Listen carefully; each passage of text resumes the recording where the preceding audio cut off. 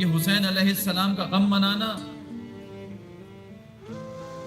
یہ دراصل عبادت ہی تو ہے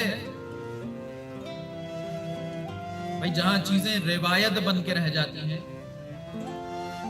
جہاں چیزیں ثقافت بن کے رہ جاتی ہیں، وہاں آہستہ آہستہ وہ رسومات، وہ ثقافتیں وقت کے ساتھ ساتھ مٹتی بھی رہتی ہیں.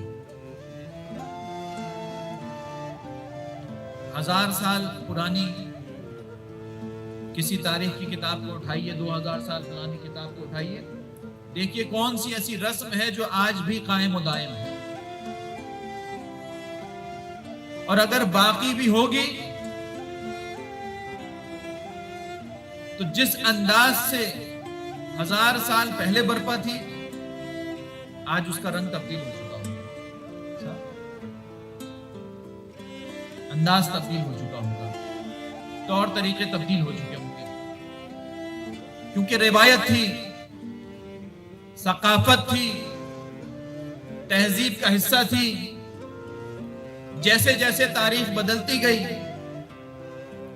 اس میں تبدیلی آتی چلی گئی،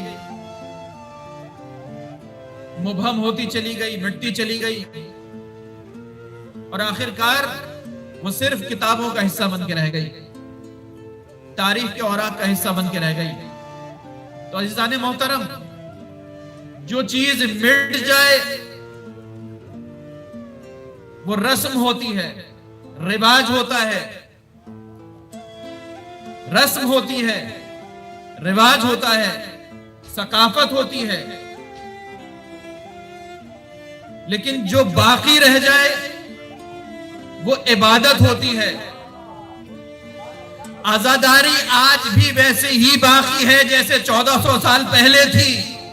تو یہ کوئی سنت نہیں ہے، یہ کوئی تہذیب نہیں ہے، یہ کوئی ثقافت نہیں ہے، بلکہ یہ وہ عبادت ہے جو کربلا سے پہلے انبیاء علیہ السلام نے انجام دی اور کربلا کے بعد ائمہ علیہ السلام نے انجام دی. یہ کوئی فیسٹیول نہیں ہے، یہ عبادت ہے عزیزان محترم.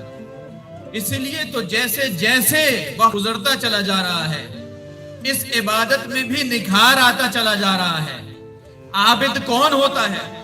عابد وہ ہوتا ہے کہ جو سال ہا سال اپنی پیشانی کو سجدے میں رکھ کے خداوند متعال کی عبادت کرے، جو سال ہا سال رکوع میں رہتا ہے، سجدے میں رہتا ہے، قنوت کی حالت میں رہتا ہے.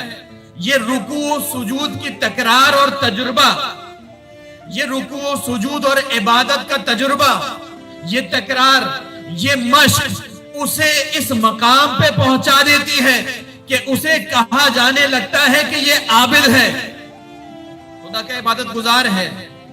تو عزیزان محترم، جیسے جیسے انسان خدا کی عبادت انجام دیتا چلا جاتا ہے، اس کی عبادت میں نکھار آتا چلا جاتا ہے، اس کے اعمال میں نکھار آتا چلا جاتا ہے، اس کی زندگی کے طور طریقے بدلنے شروع ہو جاتے ہیں.